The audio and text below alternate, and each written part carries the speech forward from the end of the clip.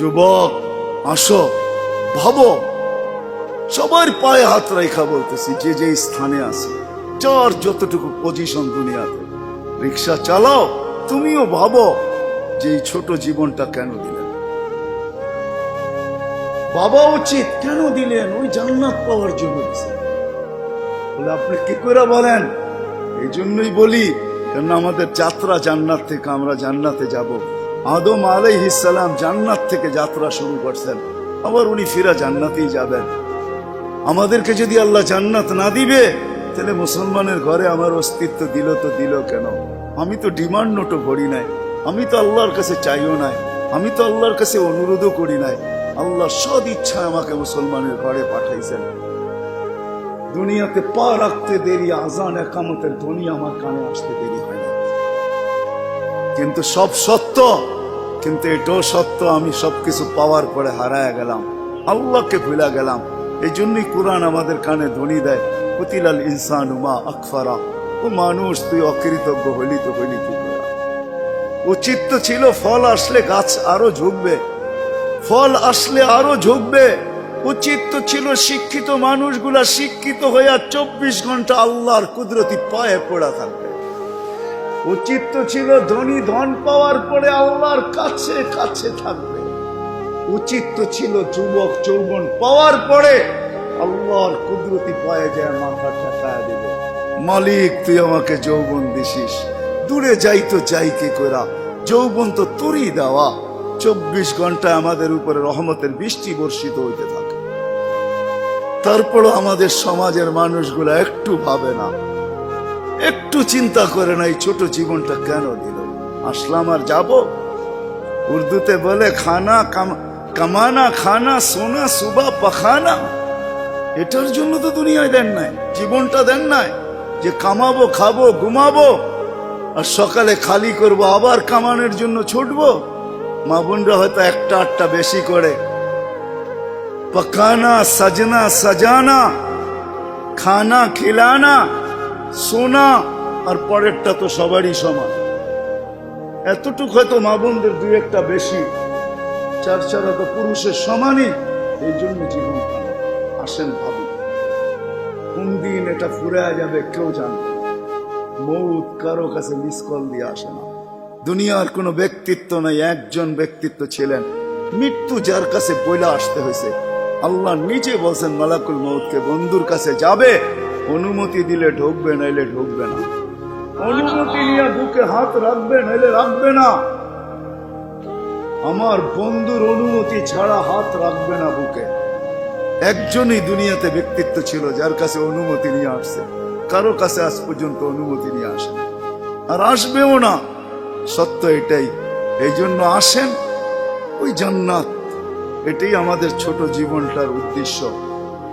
এই জন্যই আল্লাহ ডেলি ডাকে, 5 বেলা ডাকে, গ্যারান্টি দিয়া ডাকে, সিল লাগায় ডাকে। ইদা সালুহা সালুহা সাইরুল আমাল।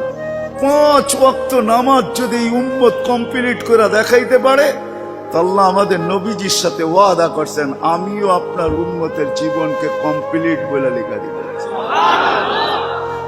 কোন বিষয়ে হাতেই লাগাবো না, চোখই বুলাবো না, নামাজ ঠিক তো ঠিক।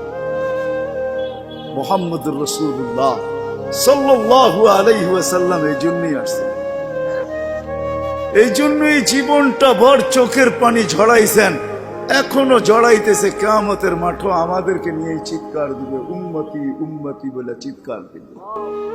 আসছিল যুবক যৌবন অবস্থায় তোমাকে জান্নাত পাওয়ায় দেওয়ার জন্য, নাইলে যে হাদিস শুনাইছি এটা কোনোদিন হইতো না, কোনোদিন হইতো না। যৌবন আসতে দেরি, পাইতে দেরি, তোমাকে জান্নাতের নিচে গ্যালারি বুকিং দিতে দেরি হবে না। তোমার জন্য আরশের নিচে তোমার জন্য গ্যালারি বুকিং হবে, সুপার ডিলাক্স গ্যালারি। সাবাতু ইয়াদিল্লুহুমুল্লাহু তাহতা দিল্লি আরশি ইয়াউমা লা দিল্লা ইল্লা দিল্লু শাবুন নাশা ফি ইবাদাতিল্লাহ। ওই যুবক যে দুনিয়ার এই গান্দা জিনিসের থেকে 60-70 বছরের জন্য চোখ বন্ধ করে নিছে, কান বন্ধ করে নিছে, জবান বন্ধ করে নিয়ে দৌড় লাগাইছে। আল্লাহ বলে তোমাকে আরশের নিচের সুপার ডিলাক্স গ্যালারিতে জায়গা দিবে, কিয়ামতের দিন ওইখানে জায়গা দিবে। হ্যাঁ, ওইখানে শুধু খালি মুখে বসে থাকতে হবে না, সব থাকবে ওইখানে, সব খাইতে থাকবে, সব বুক করতে থাকবে। আমল নামা উঠতে উঠতে ডাইনাতে চলে আসবে, তোমার যাইতেও হবে না, উঠতে উঠতে ফেরেশতা নিয়ে আসবে হাতে, ডাইন হাতে। আজকে যেরকম ছক্কা মারলে তোমরা বাজার গরম করে ফেলো, মহল্লা গরম করে ফেলো, ঠিক না? আরে বোঝো তো আমার কথা।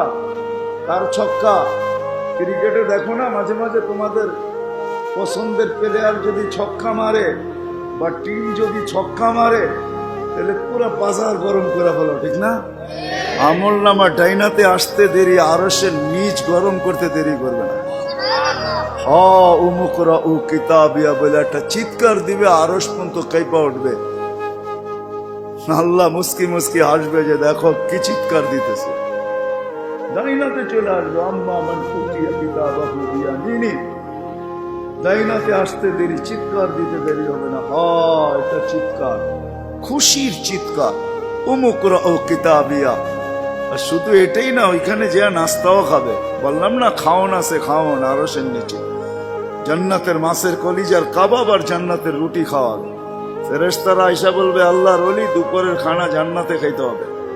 এইখানে বৈশা বৈশা একজন আরেকজনের দেখায় সময় কাটাইলে চলবে না। জিজ্ঞাসা করবে কি পাকাইছে আল্লাহ দুপুরে? যাবাহা লাকুম সাওরাল জান্নাত, জান্নাতের ষাঁড় জবাই। জিজ্ঞাসা করবে কোথার থেকে আনছে?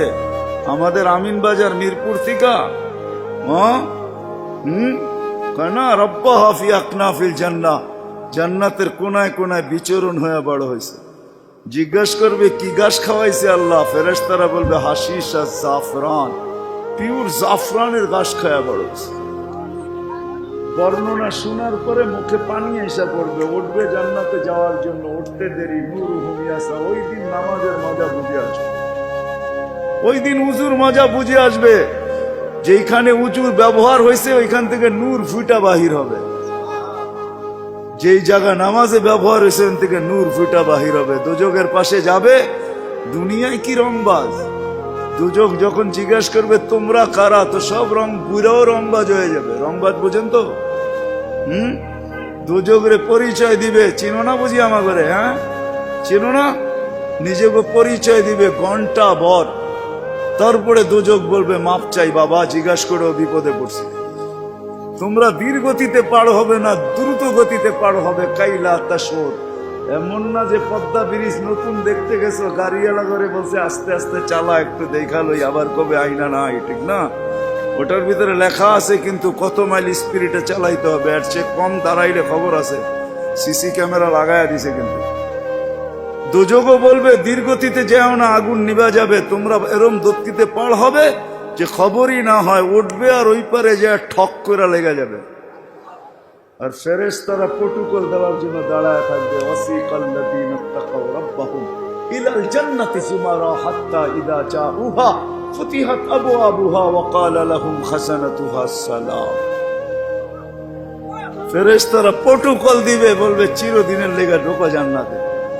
আমাদের নবীজি এটাও জানায় দিয়েছেন এই উম্মতকে, শুধু আমাদের নবীজি আর এই উম্মতকে, যুবক তোমাদের জান্ডা কিন্তু হাসান হুসাইনের হাতে থাকবে। মজা অন্যরকম। মা বোনদের জান্ডা ফাতেমা রাদিয়াল্লাহু তাআলা আনহার হাতে থাকবে। আমাদের বয়স্কদের জান্ডা আবু বকর আর উমর রাদিয়াল্লাহু তাআলা আনহুর হাতে থাকবে। আল্লাহর নবীজি আগে আগে থাকবে। ওয়াস্তাকবিলুনি উম্মতি রব্বি, আল্লাহ জান্নাতের গেটে আমাদেরকে স্বাগত জানাবে। কেমন সর্বশেষ যে জান্নাতে যাবে, সর্বশেষ, শেষ পড়ার কেউ যাবে না। ও যখন জান্নাতের দরজায় যাবে, হুর দেখা 40 বছর তাকায় থাকবে, খালি রূপ দেখা 40 বছরের লেগে ট্যা হয়ে যাবে। ট্যা 40 বছর পরে হুর ওর গালের ভিতরে চিমটি কাইটা বলবে খালি দেখবি, আর কিছু কাহিনী নাই, আর কত দেখবি তুই আমারে, চল ভিতরে। ওই জান্নাতের জন্য ছোট জীবন ব্যবস্থা। ওটার জন্যই যার কাছে যে যে অবস্থানে, এই অবস্থানটা ওই জান্নাতের জন্য কাটাবে কিভাবে, এটার জন্য মুহাম্মদুর রাসূলুল্লাহ সাল্লাল্লাহু আলাইহি ওয়াসাল্লাম। আমি তো বলি যুবক, হায় এই জীবনে তো কতবারই চুল কাটলা, ঠিক না? কাটো নাই চুল? হ্যাঁ, কমসে কম তো ঈদে কাটো, ঠিক না? আজ পর্যন্ত সেলুনে যে কোনোদিন বলছো যে আজকে তোদের যতগুলা ডিজাইন আছে এগুলা সরা? ও যদি বলে তোর মাথায় কি এলো, কয় না না সরা তুই এই ডিজাইন। আজকে আমি নিয়ত করে আসছি আমার চুল কাটবো আমার নবীর ডিজাইনে আমাকে কাটা দিব। একজন যুবক দেখো, বলো কসম খোদার, যদি তুমি নবীর মহব্বতে একদিন চুলও কাটতে পারো, তাহলে আমি জানি তোমার যদি ঈমান নিয়ে মরতে পারো, একদিনের চুল কাটা তোমাকে জান্নাতে নিয়ে যাবে। নবীর আদর্শ আল্লাহর কাছে বড় প্রিয়। এই জন্য আসো, লম্বা করতে চাইতেছি না, আসো ছোট জীবনটা যে যেই ক্ষেত্রে আছি, যুবক যৌবনে, নারী নারীত্বে, পুরুষ পুরুষত্বে, ধনী ধনের ভিতরে যে যে অবস্থানে আসি, পজিশনে আসি, এটা ওই জান্নাত নেওয়ার জন্য। নাইলে পস্তাইতে হবে, সওয়া যাবে না, এটাই সত্য। এক এক দুযোগীর এক একটা দাঁত হবে 10 কিলোমিটার চওড়া, উপরের মারিটা হবে 160 কিলোমিটার, বসতে জায়গা লাগবে 470 কিলোমিটার। ওই পাহাড় আমি 4 বার এই 2 চোখে দেখছি, ইয়ামানে জাবালে বায়দা, যেটার সমান এক একটা রান হবে। সইতে পারবে না। তোমাকে মুসলমানের ঘরে অস্তিত্ব দিছেন এই জন্য না, তোমাকে মুসলমানের ঘরে অস্তিত্ব দিছে যুবক এই জন্য যে তুমি যৌবন দিয়েই আল্লাহর কাছ থেকে জান্নাত নিয়ে নিবে। পরের সময়টা যেটা থাকবে ওটা শুধু বোনাস থাকবে। জান্নাত তুমি নিয়ে নিবে, পরে যা সময়টা পাবে এটার জন্য তোমার পদ মর্যাদা বাড়তে থাকবে, জান্নাতে মর্যাদা বাড়তে থাকবে। কিন্তু জান্নাতের প্লট তুমি যৌবন দিয়ে নিয়ে নিবে, এই জন্য তোমাকে যৌবন দিয়েছে। আসো আজকে সবাই মিলে অঙ্গীকার করে বুলার রাস্তার থেকে ফিরে আসি আর ভাবি যে আমাকে কিন্তু জান্নাত নিয়ে যেতে হবে। ওইখানে কোনো পরিচয় চলবে না। যদি চলতো তাহলে একটা কথা বলেই শেষ করতেছি, দুনিয়ার কারো যদি নাও চলতো তাহলে আবু তালেবের জন্য চলতো পরিচয়। আবু তালেবের চলতো, যেই নবীর পিঠের ছোঁয়া পাইলে ভাগ্য খোলে। আল্লাহর রসুল খেজুর গাছে পিঠ লাগায় জুমার খুতবা পড়তেন। যেই দিন মেম্বরে উঠছেন, পা রাখছেন, খেজুর গাছ বাচ্চার মতো ফুফায় ফুফায় কাঁদতেছিল, বিলাপ করতেছিল, আমাকে বঞ্চিত করলেন কেন? পেটের ছোঁয়া দিতেছিলেন, ধন্য হইতেছিলাম, কেন বঞ্চিত করলেন? মেম্বরে কেন পা দিলেন? আল্লাহর রসুল সান্ত্বনা দিতে দিতে এই পর্যন্ত সান্ত্বনা দেওয়ার পরে কান্না থামছে যে তোকে আমি জান্নাতে নিয়ে যাব। দুনিয়াতে তুই খেজুর খাওয়াইতে পারিস না, তুই জান্নাতে খেজুর দিবি, আমি খাবো। ওই আবু তালেবই আল্লাহ রসুলের ছোঁয়ায় ধন্য হইত। 44 বৎসর চাচার সিনায় থাইকা বড় হয়েছেন। 44 বৎসর পর্যন্ত চাচার সিনায় ছিল। ও যুবক, আমি চুল কাটার কথা এই জন্য বলতেছিলাম। আনাস ইবনে মালিক রাদিয়াল্লাহু তাআলা আনহু বলেন, আল্লাহর রসুল আমার ঘরে আসছে, আমি দস্তরখান বিছায়া দিছি, খাইছেন, দস্তরখান দিয়ে হাত মুছছেন। ওই দিন থেকে নিয়ে আজ পর্যন্ত যতদিন বেঁচে থাকবো দস্তরখানকে পানি আর সাবান দিয়ে আমি পরিষ্কার করি না, আর করবো না। যখনই ময়লা হয় আমি আগুনে নিক্ষেপ করি, আগুন ময়লা খায়া ছাই করে ফেলে, আমাকে চকচকে দস্তরখান ফেরত দেয়। একটা সুতাও জ্বালানোর ক্ষমতা রাখে না। যেই রসুলের হাতের ছোঁয়া পাইলে দুনিয়ার আগুন, দুনিয়ার সুতা পড়তে পারে না। তুমি যদি ওই রসুলের স্টাইলে চুল কাটো তো দুজক তোমাকে ধরবে, তো ধরবে করতে পারে। আমার কাছে লজিক আছে, যুক্তি আছে। আসো, কোনো পরিচয় চলবে না, চলবে শুধু মুহাম্মদুর রাসূলুল্লাহ, তার আদর্শ চলবে। এই জন্য আসেন ওয়াদা করি আজকের থেকে যে আমি আমার জীবনটাকে আল্লাহর রসুলের আদর্শে যে জায়গায় আছি, গরিব গুরবতের ভিতরে থেকে, হায় গরিব তো ভাবে দুনিয়াও পেলাম না, আমিও ভাবি গরিব দুনিয়াও পেল না, আখেরাত যেন হাতছাড়া না হয়। কিয়ামতের মাঠের আধিপত্য গরিবদেরই থাকবে। একটাই সম্প্রদায় কিয়ামতের মাঠে, যাদের হিসাব কিতাব হবে না, কানে কানে ফেরেশতা বলবে ইনতালিকু ইলাল জান্নাতি বিগাইরি হিসাব ওয়ালা কিতাব, তোমাদের হিসাবও নাই কিতাবও নাই, চলো জান্নাতে চলো। এই জন্যই আল্লাহ রসুল গরিবদের ভিতরে উঠতে চাইছেন, অহশুরনি ফি জুমরাতিল মাসাকিন। হিসাব কিতাব নাই, শুধু এইখানেই শেষ না, আল্লাহ বলবে তামাত্তাউ খামসুমিয়াতি আম হাত্তা ইয়াদখুলাল আগনিয়া। দুনিয়াওয়ালারা দুনিয়ায় ভোগ করছে 60-70 বছর, তোদেরকে দেখায় দেখায়, তোরা খাবি 500 বছর ওদেরকে দেখায় দেখায়। 500 বছর পরে ধনীদেরকে যেতে দিবে, এই পাশে বসায় রাখবে, বলে বসো আর দেখো ভিতরে কি করে। গরিব বড় বড় বার্গার লইব, 2 হাতে ধরে টানবো আর খাইব। বড় বড় গ্রিল লইব, দুনিয়ার যত খানা জান্নাতের এটা লইব, আর লম্বা লম্বা টান দিব আর দেখাইব আর চোখে টিপি দিব। কি বয়ারিছেন কেন? ঠিক না? আমি তো মাঝে মাঝে বলি, হুজুররা কি বলবে জানি না, হুরেরও যদি আয়ে বলবো পরে অনেক সময় আছে তোর লোকে দেখা করার, যা এখন 500 বছর খাওয়ার অনুমতি দিছে, দুনিয়ার 60টা মিটায় লই, 500 বছর খায়া লই, পরে দেখা করবো বাগেন থেকে। হুরের কাছেও যাবে না। আল্লাহ ওই গরিবকেও ওই ক্ষেত্র দিছেন, ধনীর জন্যও দিছেন।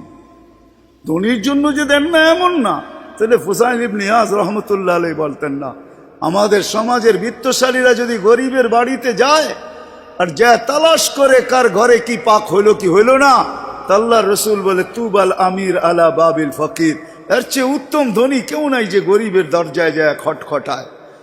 ফুজাইল ইবনে ইয়াজ বলে তুমি 1 লোকমা ক্ষুধার্তের মুখে উঠায় দিবা, লোকমাতুন ফি বাতনিন যায় খায়রুম মিন বিনাই জামে, একজন আল্লাহর ঘর বানায় যা না পাবে, তুমি গরিবের ক্ষুধার্তের মুখে 1 লোকমা উঠায় দিয়ে এর চেয়ে বেশি সওয়াব পাবে। আল্লাহর ঘর বানাইলে জান্নাত পাওয়া যায়, গরিবের মুখে 1 লোকমা খানা উঠায় দিয়েও জান্নাত পাওয়া যায়। হাদিসে কুদসি আছে, আল্লাহ বলে আমি ক্ষুধার্ত ছিলাম, তুমি কেন খাওয়াইলে না? তো বান্দা বলবে আপনি, সুবহান, আপনি আবার ক্ষুধার্ত? তা আল্লাহ মানুষ সামনে নিয়ে আসবে, এ ক্ষুধার্ত ছিল, তোমার কাছে হাত পাচ্ছে, তুমি ধাক্কা দিয়া বাহির করে দিছো, একে খাওয়াইলে আমাকে খাওয়ানো হতো। জিজ্ঞেস করেন হাদিস আছে না নাই? আমি কাপড়হীন ছিলাম, তুমি কেন আমাকে কাপড় পরাইলে না? ধনীকেও ধন দিছেন এই জন্য, শিক্ষিতকেও শিক্ষা দিছেন এই জন্য। আসেন অর্জন করবো তো, শিখবো তো, পাক্কা ওয়াদা? নামান সর্বশেষ ওয়াদা, আজকের থেকে নামাজ ছাড়বো না।